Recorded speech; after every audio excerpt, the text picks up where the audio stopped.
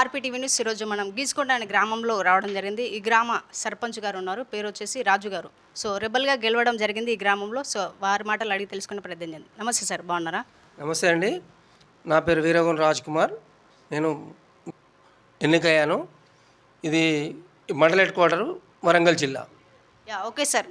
ఇప్పుడు రాబోయే 5 సంవత్సరాలు ఎలాంటి డెవలప్మెంట్ చేయాలనుకుంటున్నారు? గతంలో ఎలాంటి ఆగిపోయాయి, ఇప్పుడు ఏం డెవలప్మెంట్ చేయాలనుకుంటున్నారు గ్రామానికి?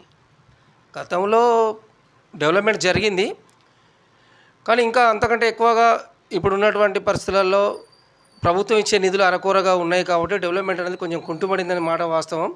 గతంలో టీఆర్ఎస్ గవర్నమెంట్ ఉన్నప్పుడు ఆ పాత సర్పంచ్లకు ఇచ్చే బిల్స్, తర్వాత ఇన్ టైంలో ఎలక్షన్స్ జరగకపోవడం వల్ల 2 సంవత్సరాలు స్పెషల్ ఆఫీసర్ పాలనలో డెవలప్మెంట్ అనేది కుంటుపడింది. ఈ మధ్య కాలంలో ఈ ఎలక్షన్స్ అయిన తర్వాత ఈ సెంట్రల్ గవర్నమెంట్ నుంచి వచ్చే నిధులు ఇప్పుడే విడుదలైనాయి.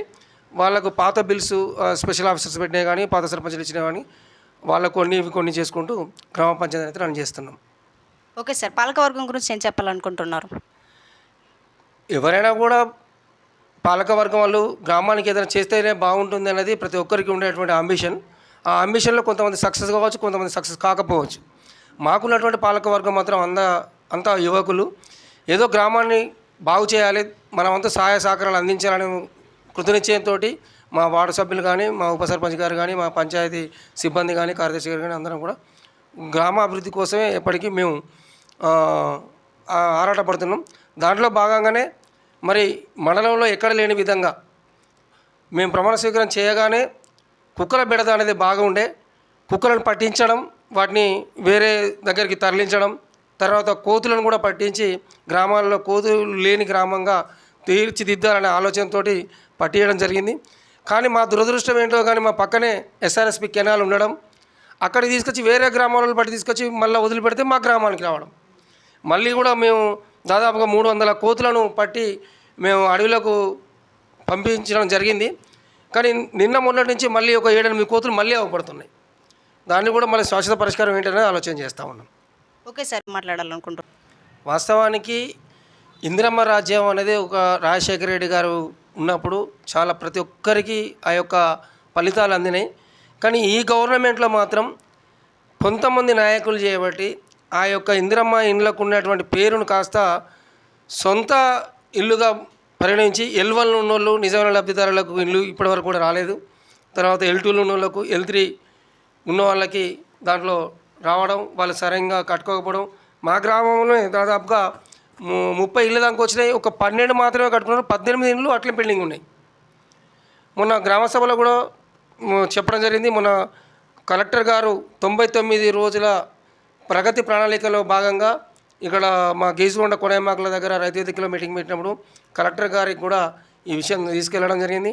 గ్రామ స్థాయిలో నిజమైన లబ్ధిదారులకు ఎవరైనా సరే, వాడు ఏ పార్టీలో ఉండని, తెలంగాణ బిడ్డగా గీసుకొండ బిడ్డగా ఉన్నోళ్ళకి ప్రతి ఒక్కరికి ఇల్లు ఇవ్వాల్సిందే అని నా ప్రధానమైన డిమాండు. ఎందుకంటే ఆ యొక్క స్కీమ్ ఉద్దేశం ఏంటంటే పేదలకు ఇల్లు ఇవ్వాలని. కానీ ఈరోజు అది పేదలకు కాస్త ఎవరైతే డబ్బులు ఇస్తారో వాళ్ళకు వచ్చే విధంగా దీంట్లో కొన్ని అవకతవకలు జరుగుతున్నాయి. కానీ మరి గౌరవ మంత్రివర్యులు పొంగులేటి శ్రీనివాసరెడ్డి గారు గ్రామ స్థాయిలో సర్పంచ్కి పూర్తి అధికారులు ఇస్తామని మొన్న అసెంబ్లీలో ప్రకటించడం జరిగింది. చాలా సంతోషం అనిపించింది. ఆ ప్రకటన చేసింది కనుక నిజమే కనుకైతే మేము ఖచ్చితంగా నిజమైన లబ్ధిదారులు ఎవరైతే ఉన్నారో L1 లిస్టులో ఫస్ట్ ఎవరైతే ఉన్నారో వాళ్ళకి ఫస్ట్ ప్రియారిటీ ఇచ్చి వారికి ఖచ్చితంగా ఇల్లు కట్టుకునే విధంగా మేము అందరం సహకరిస్తాం, తోడ్పడతామని తెలియజేస్తూ ఉన్నాను.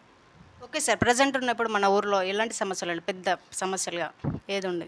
ముందుగా ఇప్పుడు ప్రధానమైన సమస్య ప్రైవేటు పాఠశాలలు.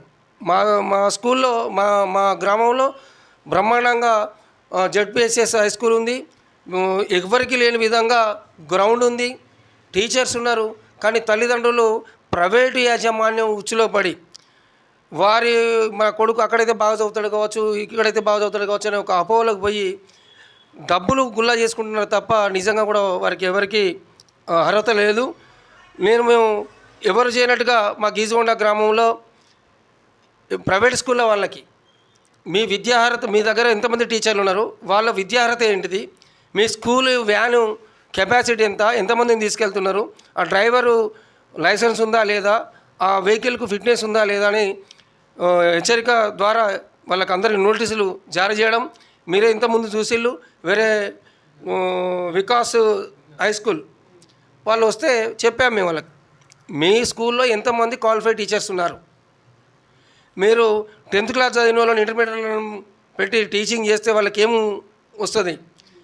గవర్నమెంట్ స్కూల్లో అయితేనే బీఈడీ ఎంఈడీ చేసిన వాళ్ళు ఉంటారు, వాళ్ళు ట్రైన్డ్ టీచర్స్ కాబట్టి వాళ్ళ విద్యార్థి ఉంటేనే మా ఊర్లోకి రావాలని చెప్పి మేము ఫ్లెక్స్ల ద్వారా మేము ఇక్కడ తర్వాత తల్లిదండ్రులకు కానీ ప్రైవేట్ యాజమాన్యానికి కానీ చెప్పడం జరిగింది.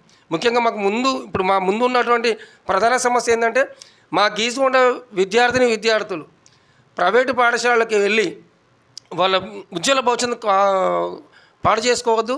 నిజంగా కూడా అక్కడ మంచి ట్రైన్డ్ టీచర్స్ లేదా క్వాలిఫైడ్ టీచర్స్ కానీ ఉంటే వెళ్ళనియండి. కానీ కొన్ని స్కూళ్ళల్లో అసలు పర్మిషన్సే లేవు. చిన్న గదిలో వాళ్ళని 30 మంది 40 మందిని కూర్చోబెడతారు. వాళ్ళకు ఎప్పుడు చదువు చెప్తారు, వాళ్ళు ఎప్పుడు వాడు శారీరకంగా డెవలప్ అవుతాడు, ఆటలు ఉండవు, పాటలు ఉండవు, ఏముండవు.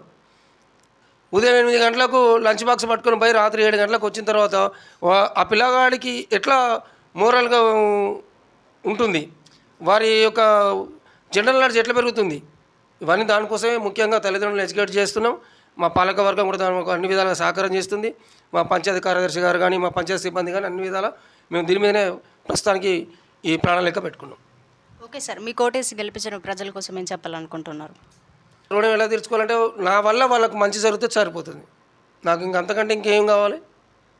నన్ను ఒక నమ్మకంతో ఎన్నుకున్నారు. రాజ్ కుమార్ అయితే ఓకే, ఊరిని ఎంతో కొంత బాగు చేస్తాడని, ఆ నమ్మకాన్ని వమ్ము చేయకుండా నా వంతు సహకారాలు ఎప్పుడూ చేస్తూనే ఉంటాను.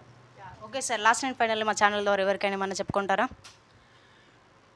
నేను ముందుగా అందరికీ ఆర్పీటీ ద్వారా చెప్పేది ఏంటంటే, ప్రతి ఒక్కరూ ఎడ్యుకేటెడ్ కావాలి, వారి యొక్క హక్కులను తెలుసుకోవాలి, వాళ్ళ బాధ్యతలను కూడా తెలుసుకోవాలి. నాకు ఈ హక్కు ఉంది అని ఎప్పుడైతే అడుగుతాడో అప్పుడు గ్రామ స్వరాజ్యం వస్తుంది. హక్కుల కంటే ముందు పౌరుడు ఆయన బాధ్యతలను, అంటే బాధ్యత ఉంటేనే హక్కు ఉంటుంది. ఆ బాధ్యత తెలుసుకుంటే ఆటోమేటిక్గా హక్కు వస్తుంది. కాబట్టి ఫస్ట్ బాధ్యత తెలుసుకొని మన హక్కుల కోసం పోరాటం చేయాలని విజ్ఞప్తి చేస్తున్నాను. చూశారు కదండి. సో ఇదండి ఈరోజు ఇంటర్వ్యూ. చూస్తున్నాండి RP TV news. Thank you. ఇట్లా